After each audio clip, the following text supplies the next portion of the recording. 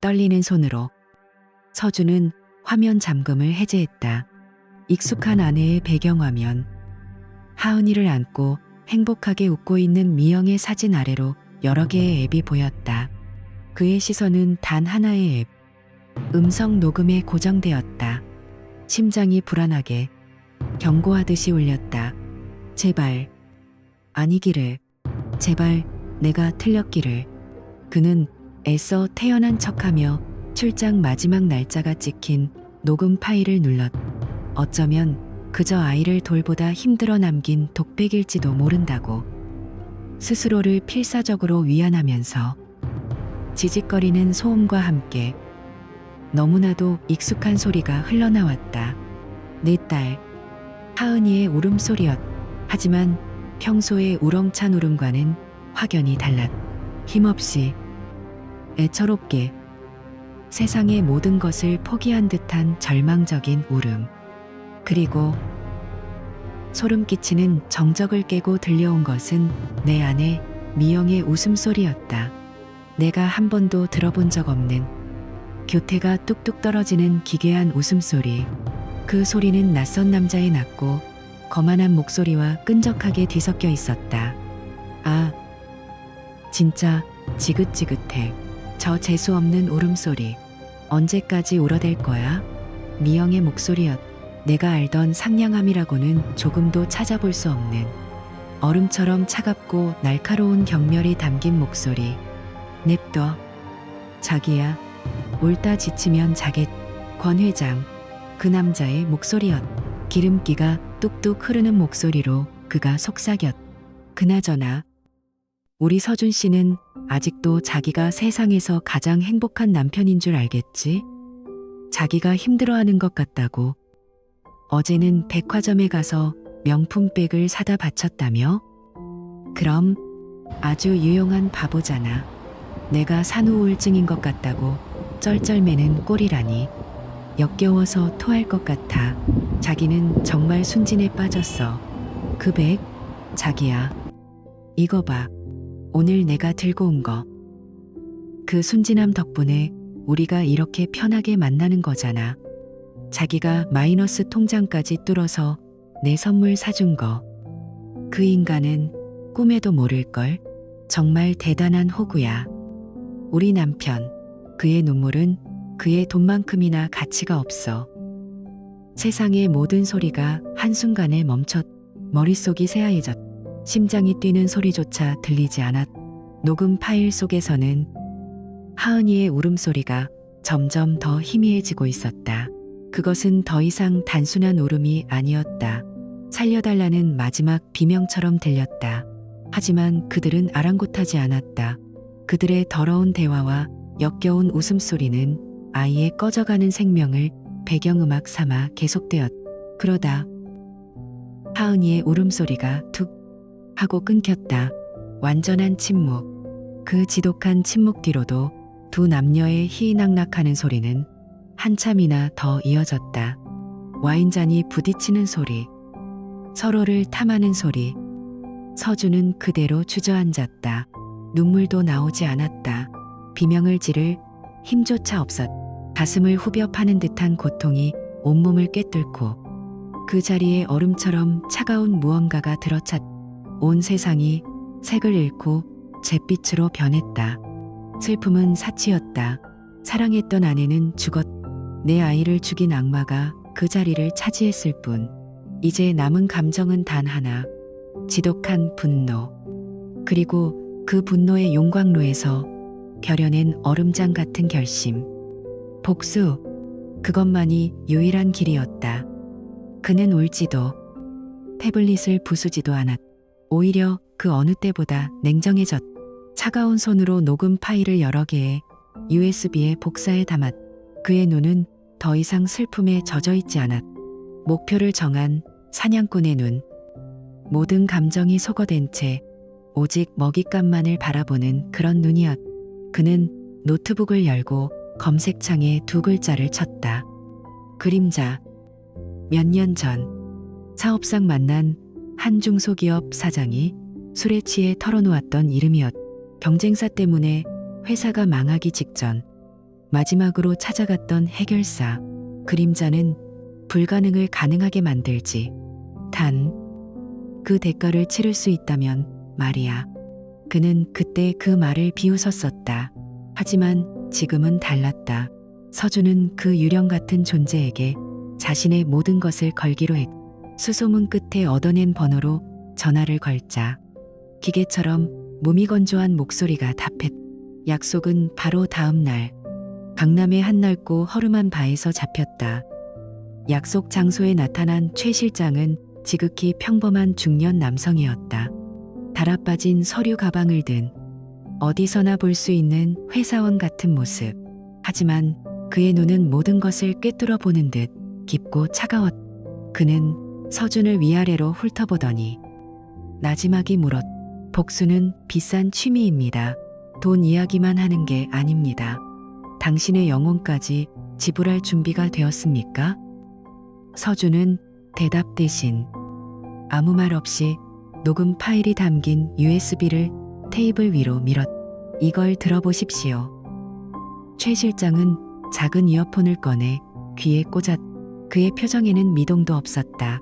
녹음이 끝난 후에도 그는 한동안 말이 없었다. 바의 희미한 조명 아래 그의 얼굴은 정말 그림자처럼 보였다. 무엇을 원하십니까? 최 실장이 마침내 입을 열었다. 서준은 그를 똑바로 쳐다보며 말했다. 목소리에는 한치의 흔들림도 없었다. 이 남자, 권 회장에 대한 모든 것을 알고 싶습니다. 그의 사업, 그의 약점, 그의 가족, 모든 것. 그리고 당신이 나를 도와 그를 파멸시키는 겁니다. 법정에서가 아니라 그가 가장 소중히 여기는 것들부터 하나씩 그의 세상 전체를 무너뜨릴 겁니다. 최 실장은 대답 대신 고개를 한번 끄덕였다.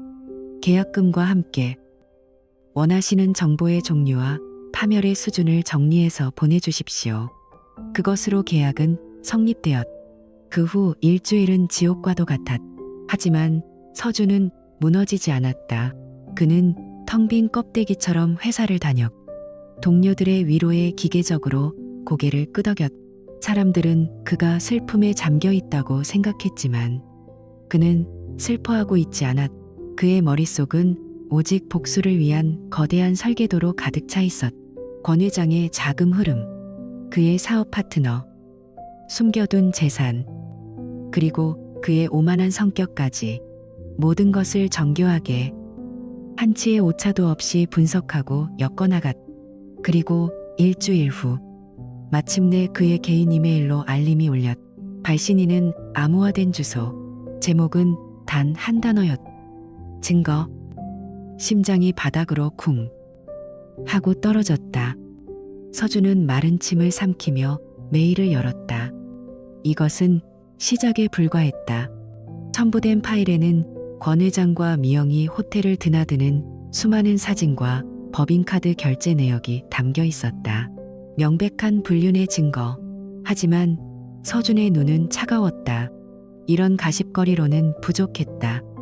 SIDS라는 법의 견고한 방패를 뚫고 그들이 하은이를 죽게 만들었다는 인과관계를 증명하려면 이것보다 훨씬 더 날카롭고 결정적인 무기가 필요했다.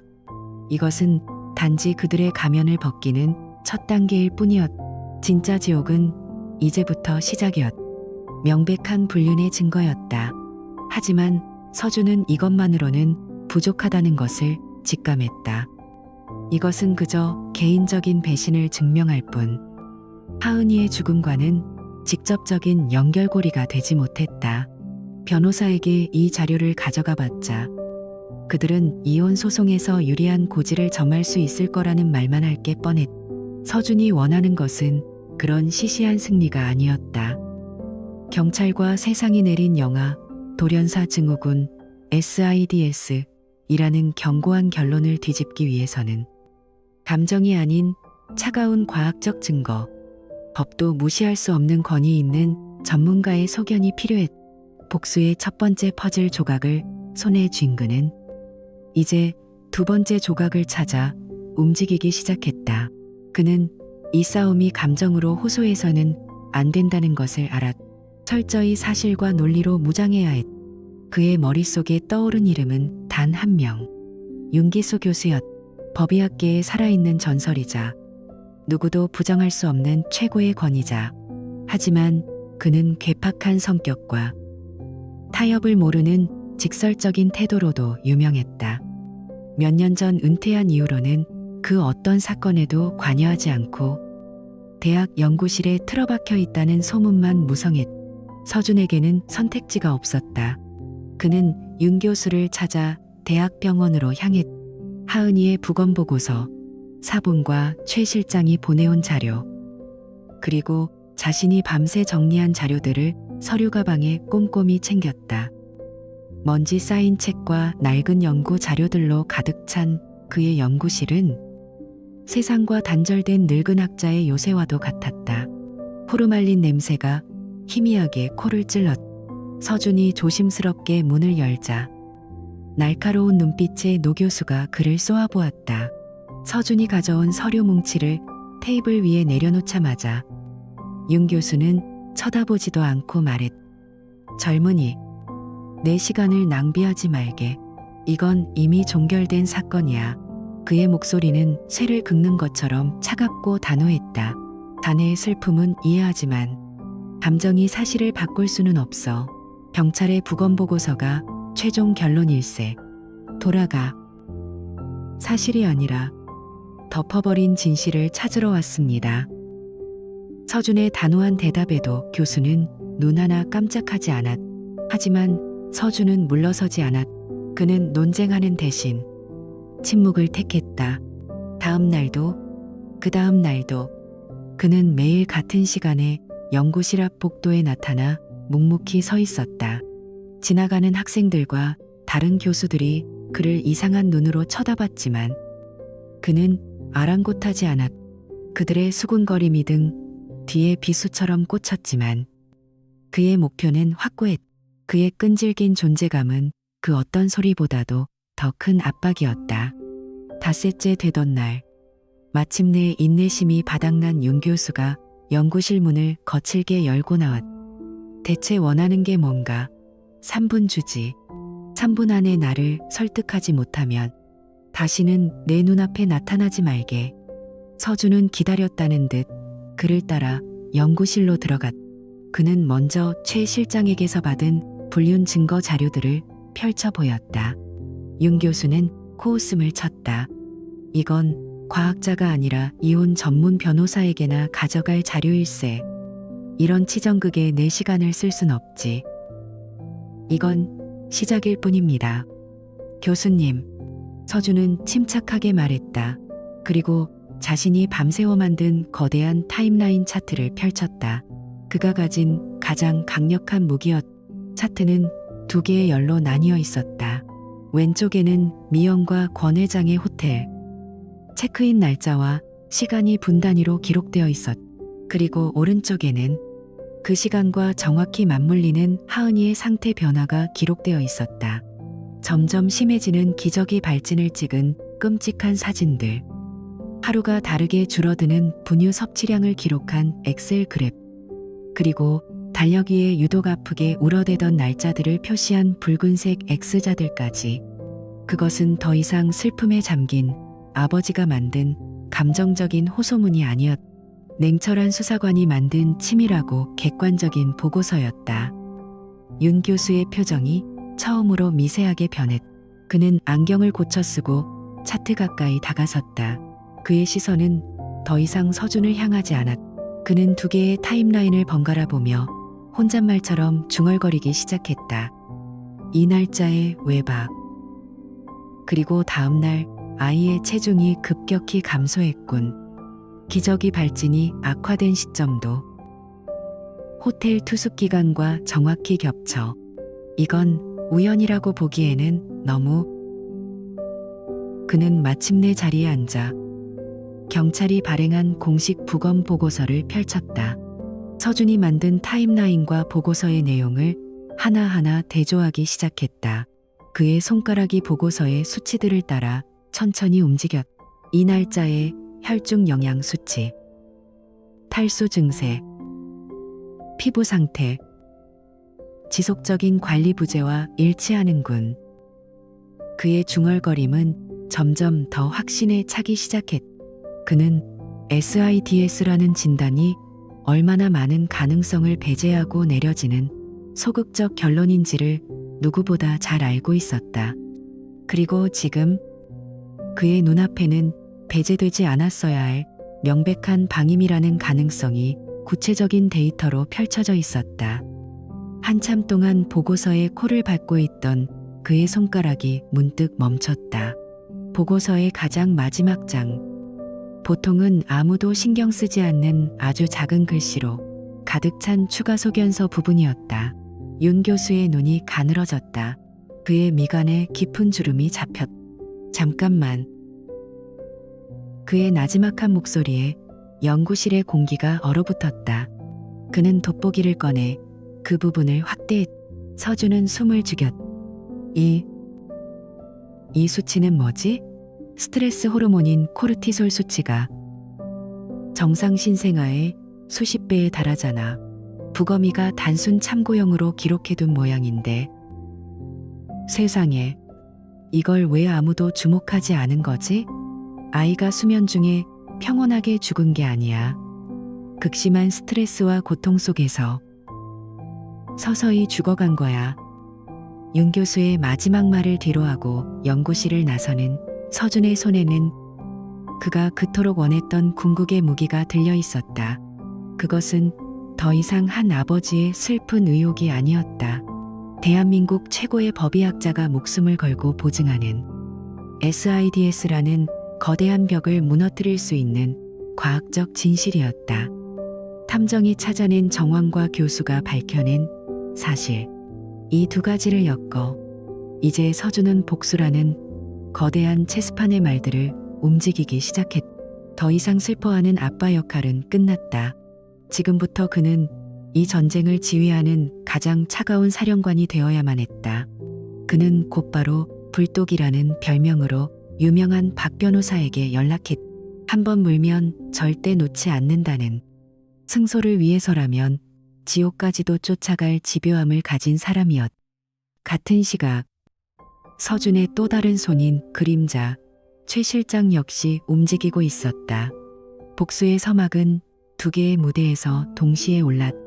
아내 미영이 우편함에서 차가운 법원의 소환장을 발견하고 손을 떨던 바로 그 순간 그녀의 남자권 회장은 자신의 화려한 사무실에서 한 통의 이메일을 받고 피가 식는 것을 느꼈. 긴급 내부 감사 착수 통보. 서준의 복수는 이렇게 시작되었다. 양동작전. 한쪽에서는 법의 칼날이, 다른 한쪽에서는 돈과 명예의 성을 무너뜨릴 불길이 타오르기 시작한 것이다. 박 변호사의 사무실. 그는 윤 교수의 비공식 소견서와 서준이 정리한 타임라인을 보며 감탄을 금치 못했.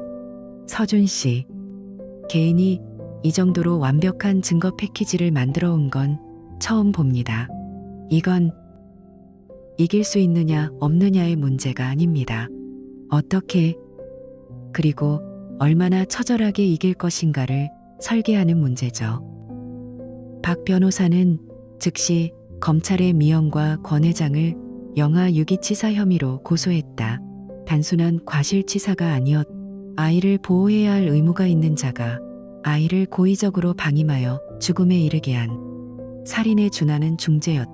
윤 교수의 보고서는 이 주장을 뒷받침하는 가장 강력한 창이었. 아이가 평온하게 잠든 것이 아니라 극심한 스트레스 속에서 고통스럽게 죽어갔다는 사실은 단순한 방임을 넘어선 명백한 유기 행위임을 증명했. 한편 최 실장은 권 회장의 제국에 균열을 내고 있었다. 그는 권 회장의 수많은 비리, 즉 법인카드 사적 유용, 협력업체로부터의 리베이트 수수, 비자금 조성 등의 증거를 치밀하게 정리했. 그리고 국제 해커들이 사용하는 암호화된 해외 서버를 통해 마치 회사 내부 사정에 불만을 품은 직원이 익명으로 제보하는 것처럼 위장하여 감사팀의 자료를 투척했. 너무나 상세하고 구체적인 증거 앞에 감사팀은 조사를 시작하지 않을 수 없었. 권 회장이 평생 쌓아올린 철옹성 같던 그의 왕국에 보이지 않는 곳에서부터 불이 붙기 시작한 것이다. 서준은 자신의 방에서 거대한 체스판을 내려다보는 플레이어처럼 이 모든 상황을 실시간으로 보고받았다. 그의 얼굴에는 어떤 감정도 떠오르지 않았. 오직 차가운 계산만이 존재할 뿐이었다. 그는 모든 수를 예측하고 있었. 예상대로 법원 소환장을 받은 미영에게서 전화가 걸려왔. 그녀는 전화를 받자마자 울부짖었. 서준 씨, 이게 다 뭐야? 나한테 어떻게 이럴 수가 있어? 내가 뭘 그렇게 잘못했다고? 당신이 나한테 조금만 더 신경 써줬으면 이런 일 없었잖아. 당신이 날 외롭게 했으니까. 서준은 아무 말도 하지 않았. 그의 귀에는 아내의 울음소리가 아니라 그날 녹음 파일 속에서 들었던 역겨운 웃음소리가 겹쳐 들렸다. 그는 미영의 히스테릭한 절규가 소음처럼 잦아들 때까지 기다렸다가 차갑게 한마디만 내뱉고 전화를 끊었. 법원에서 보지. 미영은 끊어진 전화기를 붙들고 망연자실했. 그녀는 당연히 권 회장에게 전화를 걸었다. 유일하게 자신을 구원해줄 동아줄이라고 믿었기 때문이다. 하지만 수화기 너머로 들려온 것은 위로가 아닌 짜증과 분노로 가득 찬 고함이었. 지금 당신 신경 쓸 때 아니야. 나 지금 회사 일 때문에 죽을 것 같으니까. 제발 나 좀 귀찮게 하지 마. 권 회장은 미친 듯이 자신의 인맥을 총동원해 내부 감사를 막으려 애쓰고 있었다. 그의 세상에서는 안에 있는 여자와의 불륜 소송 따위는 사소한 문제였다. 자신의 제국이 통째로 흔들리는 지금 미영의 존재는 그저 귀찮고 성가신 족쇄일 뿐이었. 뭐라고? 오빠, 나 지금 나 때문에 이렇게 된 거 아니야? 시끄러워.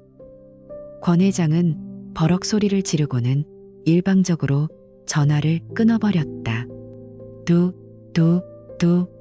전화기에서 들려오는 무심한 신호음은 그들의 견고해 보였던 공범관계에 첫 번째 균열이 생겼음을 알리는 소리였. 법의 심판과 그들 스스로의 파멸은 시작에 불과했. 서준은 더 거대한 무대를 준비하고 있었다. 그들이 법정뿐만 아니라 세상 모든 사람에게 심판받게 될 무대. 그는 자신의 컴퓨터에 있는 폭풍이라는 이름의 폴더를 열었다. 그 안에는 그가 수집한 모든 것이 담겨 있었. 녹음 파일, 하은이의 끔찍했던 기저귀 발진 사진, 호텔 CCTV 영상, 권 회장의 비자금 내역까지. 이것은 단순한 증거 자료가 아니었. 한 남자의 무너진 세상이자 그가 바칠 복수의 재물이었다. 이제 이 지옥도를 세상에 공개할 시간이었. 서준은 최 실장이 미리 설계해둔 단 한 번의 클릭으로 수십 개의 온라인 커뮤니티와 언론사의 자료를 동시 전송하는 프로그램을 망설임 없이 실행했. 이것으로 모든 것이 끝난다. 그리고 모든 것이 시작된다. 클릭. 그 순간 세상은 뒤집혔. 24시간도 채 지나지 않아 불륜 악녀와 냉혈한 회장 이야기는 조회수 1000만을 돌파했고 미영과 권 회장의 이름은 대한민국 포털 사이트 실시간 검색어 1위에 올랐. 서준이 일으킨 폭풍은 그야말로 핵폭탄급이었다. 엄마들이 모인 대형 육아 카페, 주식 투자자들이 모인 커뮤니티, 익명의 직장인 커뮤니티 할 것 없이 모든 온라인 공간이 이 이야기로 도배되었. 모든 것은 하은이의 울음소리가 담긴 그 끔찍한 녹음 파일에서 시작되었다.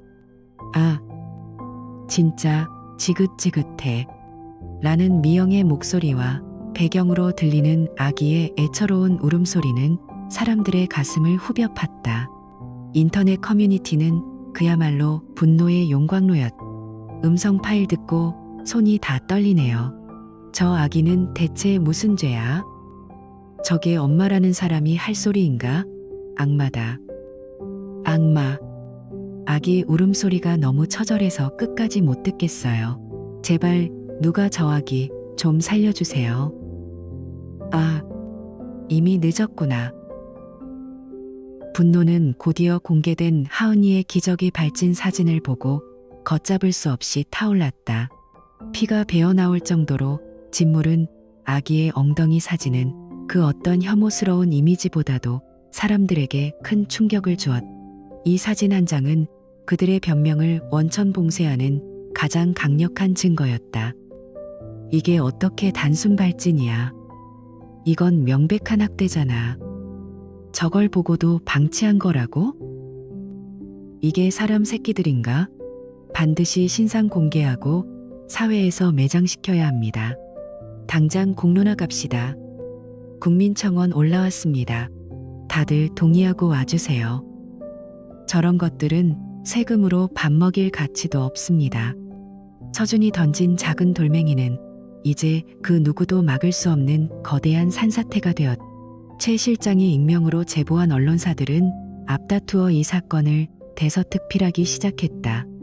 TV 뉴스에서는 연일 미영과 권 회장의 얼굴이 모자이크 처리되어 나왔고 온갖 전문가들이 나와 그들의 반사회적 행동과 사이코패스적 성향에 대해 떠들어댔다. 한 범죄 심리학자는 녹취록에서 드러나는 죄책감의 부재는 전형적인 소시오패스의 특징을 보여줍니다. 아이의 고통을 자신의 쾌락을 위한 소음으로 치부한 것이죠. 라고 분석했. 그들의 신상은 순식간에 털렸. 사는 아파트, 자주 가는 식당, 심지어 그들이 미래를 즐기던 호텔 이름까지 전부 공개되었다. 그들은 더 이상 익명 뒤에 숨을 수 없었. 미영은 동네 마트에 장을 보러 갔다가 그녀를 알아본 주부들에게 둘러싸여 계란 세례를 맞고 쫓겨났. 권 회장은 자신의 회사 로비에 들어서려다 분노한 시민들과 직원들의 야유 속에 발길을 돌려야 했. 집 밖을 나서는 순간부터 수많은 사람의 손가락질과 욕설을 감당해야 하는 도망자가 된 것이다. 권 회장의 회사는 들끓는 비난 여론의 그룹 이미지와 주가가 폭락하자 긴급 이사회를 열어 망설임 없이 그를 해고하며 꼬리를 잘랐. 그가 평생을 바쳐 쌓아올린 명예와 부의 성이 단 며칠 만에 무너져 내린 것이다. 미영의 모든 은행 계좌 역시 법원의 요청으로 즉시 동결되었다. 그녀는 이제 변호사를 선임할 돈조차 없는 빈털터리가 되었. 그들은 모든 것을 잃었. 돈, 명예, 그리고 숨을 곳까지도. 이 모든 상황을 서준은 불 꺼진 자신의 방 안에서 조용히 지켜보고 있었다. 수많은 모니터를 띄워놓고 실시간으로 올라오는 기사와 댓글, 폭락하는 권 회장 회사의 주가를 무표정하게 바라볼 뿐이었. 바깥 세상이 아무리 시끄러워도 그의 방 안은 무서울 정도로 고요했. 통쾌함? 그런 감정은 없었. 복수가 진행될수록 그의 마음속은 오히려 더욱 텅 비어가는 듯했다. 그는 자신이 만든 이 거대한 파괴를 보며 희열이 아닌 마치 과학자가 실험 결과를 확인하는 듯한 차가운 만족감만을 느낄 뿐이었다. 몰락의 끝에서 그들은 예상대로 서로를 물어뜯기 시작했. 특히 모든 것을 잃은 권 회장의 발악은 처절했. 그는 기자들 앞에서 자신의 결백을 주장하기 위해 긴급 기자회견을 자청했. 엉망이 된 머리와 퀭한 눈. 며칠 사이에 폭삭 늙어버린 그는 수많은 카메라 플래시 앞에서 목이 터져라 외쳤. 저는 피해자입니다. 저 여자. 미영이에게 철저히 속았습니다. 그녀는 계획적으로 제게 접근했습니다. 저는 아이가 있는 줄도 몰랐습니다. 모든 것은 저 여자가 혼자 꾸민 일입니다. 저는 그녀의 거짓말에 노란한 죄밖에 없습니다. 제발 제 말 좀 믿어주십시오. 그의 절규는 소음처럼 흩어졌. 아무도 그의 말을 믿지 않았. 오히려 그의 비겁한 변명은 대중의 분노에 기름을 부을 뿐이었. 화면 속 그는 과거 자신이 가장 경멸하던 무능하고 비굴한 패배자의 모습. 바로 그 자체였다. 서준은 TV를 껐다. 그를 위한 가장 완벽한 형벌이었다. 하지만 이 대중의 심판은 그저 전초전에 불과했다. 이 추악한 진흙탕 싸움의 진짜 무대는 이제 막 준비되고 있었다. 법정이라는 그들이 서로의 목에 칼을 겨눌 마지막 무대 말이다. 길고 길었던 재판의 마지막 날, 서준은 피고인석에 앉아있는 두 사람을 보았다. 초라하게 무너진 권 회장과 여전히 도끼만 남은 듯한 미영. 이상하게도 그의 마음속에는 아무런 감정도 잃지 않았다. 그저 오랫동안 공들여 설계한 거대한 설계도의 마지막 페이지가 펼쳐지는 것을 확인하는 차가운 관찰자의 기분이었다. 법정의 공기는 무겁게 가라앉아 있었다. 박 변호사는 최후 변론을 위해 자리에서 일어났다. 그의 목소리는 낮지만 법정 전체를 울릴 만큼 단호하고 힘이 넘쳤다. 존경하는 재판장님, 검사는 피고인 이미영과 권도훈에게 영아유기치사 혐의를 적용했습니다. 이것은 단순한 비극이 아닙니다. 자신의 쾌락을 위해 세상에서 가장 연약한 존재의 고통을 외면한 용서받을 수 없는 범죄입니다. 박 변호사는 모든 증거를 하나씩 논리적으로 엮어 그들의 죄를 입증했다. 호텔 CCTV, 법인카드 내역, 그리고 윤기수 교수가 밝혀낸 부검보고서의 결정적 소견까지. 그리고 마지막으로 그는 법정에 그날의 녹음 파일을 틀어줄 것을 요청했다. 스피커를 통해 하은이의 애처로운 울음소리가 울려 퍼지자 방청석에서는 나지막한 탄식이 터져나왔다.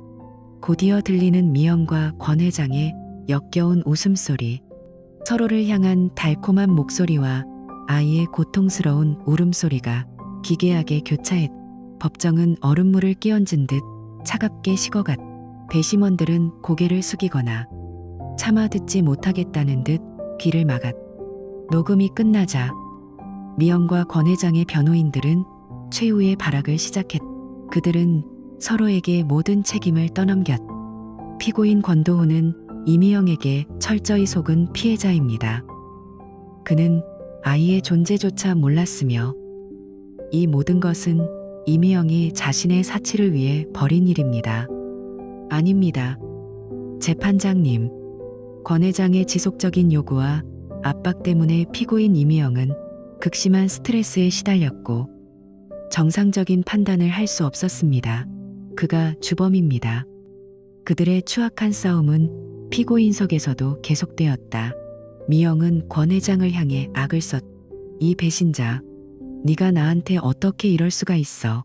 권 회장 역시 핏발선 눈으로 그녀를 쏘아보며 소리쳤다. 닥쳐. 너 같은 꽃뱀 때문에 내 인생이 망했어. 그들의 이전 투구는 그들의 죄를 더욱 명백하게 만들 뿐이었다. 서준은 그 모습을 그저 말없이 지켜보았다. 이미 그의 설계도 안에 있는 예측된 행동들이었다. 마침내 재판장이 무거운 침묵을 깨고 판결을 내렸다. 피고인 이지현, 권도훈은 자리에서 일어나시기 바랍니다. 재판장은 판결문을 천천히 읽어내려갔다. 본 재판부는 제출된 모든 증거를 통해 피고인 이지현이 보호 의무가 있는 자신의 아이를 고의적으로 방임하여 사망에 이르게 한 사실이 명백히 인정된다고 판단합니다. 또한 피고인에게서는 그 어떤 반성의 기미도 찾아볼 수 없었습니다. 이에 주문을 선고합니다. 피고인 이지연을 징역 18년에 처한다. 18년. 그 숫자가 법정에 울려 퍼지는 순간 마음은 무너졌다. 하지만 그녀의 단어는 참회가 아니었다. 아니야, 거짓말. 내가 뭘 잘못했는데 저 남자 때문이야. 다 저 인간 때문이라고. 서준, 네가 날 이렇게 만든 거잖아. 그녀는 교도관들에게 끌려나가면서까지 서준을 향해 원망과 저주를 퍼부었다. 다음 피고인 권도구. 피고인은 피해 아동에 대한 직접적인 보호 의무는 없어요. 피고인 이지연의 당한 행위를 인지하고도 이를 방조하고 자신의 쾌락을 우선시하여 구속의 방출을 제공한다. 그 죄질이 결코 가볍지 않다. 피고인 권도인에게 징역 10년을 선고한다. 권 회장은 그 자리에 그대로 주저앉아 버려 그는 재판장님, 억울합니다. 저는 정말 죄가 없습니다. 라고 외치며 통곡했다. 한때 세상을 흐름하던 오만한 회장의 모습은 온데간데 없었다. 오직 비굴하고 초라한 범죄자임을 나누었을 뿐이었다. 서준은 그 모든 광경을 무표정하게 지켜보다가 조용히 법정을 빠져나왔다. 복수의 첫 번째 막이 내렸다. 몇 달 후 박 변호사에게서 연락이 왔다. 미영에 대한 소식이었다. 서준 씨, 방금 구치소 쪽에서 연락을 받았습니다. 피고인 이미영에게 문제가 좀 생긴 것 같습니다. 무슨 일입니까? 독방에서 발작적인 소란을 피워 교도관들이 제압했다고 합니다. 알아본 바로는 아무도 없는 허공을 향해 계속해서 소리를 질렀다고 하더군요. 서준은 잠시 침묵했다. 뭐라고 소리를 질렀답니까? 제발 그만 울어. 네가 날 여기에 가뒀어. 너 때문에 내 인생이 망했어. 라고 거의 절규에 가깝게 외쳤다고 합니다. 아무래도 환청에 시달리는 것 같습니다. 죽은 아이의 울음소리가 들리는 모양입니다. 그렇군. 결국 그녀를 심판하는 건 법이 아니라 그녀 자신이었던 셈이다. 그녀가 그토록 지긋지긋해하던 그 울음소리. 이제 그 소리는 그녀의 머릿속에서 영원히 멈추지 않을 것이다. 그녀 스스로 만든 창살 없는 감옥. 그것이 그녀가 받게 될 진짜 형벌이었다. 서준은 전화를 끊고 창밖을 내다보았다. 도시의 불빛이 아득하게 빛나고 있었다. 그의 복수는 이제 법적으로도 심리적으로도 완벽하게 끝났다. 모든 것이 그가 설계한 대로 이루어졌다. 하지만 그의 마음속에서는 그 어떤 감정도 피어오르지 않았다. 그저 거대한 소음이 사라진 뒤에 지독한 정적만이 감동뿐이었다. 계절이 바뀌고 세상은 아무 일 없었다는 듯 평온하게 흘러갔다. 하지만 서준의 시간은 여전히 그날에 멈춰 있었다. 그는 하은이의 방에 홀로 앉아 있었다. 한때는 아이의 웃음소리와 달콤한 분유 냄새로 가득 찼던 공간. 이제는 창문으로 들어오는 달빛에 떠다니는 먼지와 주인을 잃은 아기 침대, 그리고 싸늘한 공기만이 그를 맞았다. 벽에 걸린 모빌은 더 이상 돌아가지 않았다. 그는 이겼다. 그는 자신의 아이를 죽음으로 내몬 자들을 가장 잔혹한 방식으로 파멸시켰다. 법의 심판대 위에 세웠다. 사회적으로 매장했으며 그들의 영혼마저 스스로를 파괴하게 만들었다. 그런데 왜일까? 가슴속에는 승리의 환호 대신 거대한 공허함만이 파도처럼 밀려왔다. 통쾌함도 안도감도 없었다. 집안의 침묵은 복수를 계획하던 때에 그 어떤 소음보다도 무겁고 고통스러웠다. 그는 서랍을 열어 작은 나무 상자를 꺼냈다. 그 안에 고이 보관해 두었던 하은이의 사진. 복수를 시작한 이후로 그는 단 한 번도 이 사진을 제대로 들여다볼 용기가 없었다. 자신의 손에 묻은 복수의 피가 아이의 순수한 얼굴 앞에서 더러워질까 두려웠다. 분노라는 갑옷을 입고 있는 동안에는 슬픔을 느낄 자격조차 없다고 생각했다. 하지만 이제는 마주해야만 했다. 더 이상 도망칠 곳도 외면할 이유도 없었다. 떨리는 손으로 꺼내든 사진 속에서 하은이는 세상 가장 행복한 얼굴로 그를 보며 웃고 있었다. 아무것도 모르는 티 없이 맑은 눈동자. 그가 세상의 모든 것을 다 주어서라도 지키고 싶었던 그 미소. 그 순수한 웃음을 마주하는 순간 몇 달 동안 얼음처럼 굳어있던 그의 심장이 마침내 녹아내렸다. 둑이 터지듯 참아왔던 모든 것이 한꺼번에 쏟아져 나왔. 서준은 처음으로 소리내어 울었다. 분노의 눈물이 아니었다. 복수의 눈물도 아니었. 걷잡을 수 없는 슬픔과 미안함. 그리고 사무치는 그리움이 뒤섞인 한 아버지의 순수한 눈물이었. 그는 떨리는 손으로 아이의 얼굴을 조심스럽게 쓸어보았. 사진 속 아이의 뺨은 차갑기만 했. 하은아, 아빠가 다 너무 늦었지. 그의 목소리는 갈라져 나왔. 아빠가 복수는 해줬는데 우리 딸 다시 데려올 수는 없구나. 네가 처음 웃었던 날 세상이 다 환해졌는데 아빠가 그 세상을 지켜주지 못해서 정말 미안하다.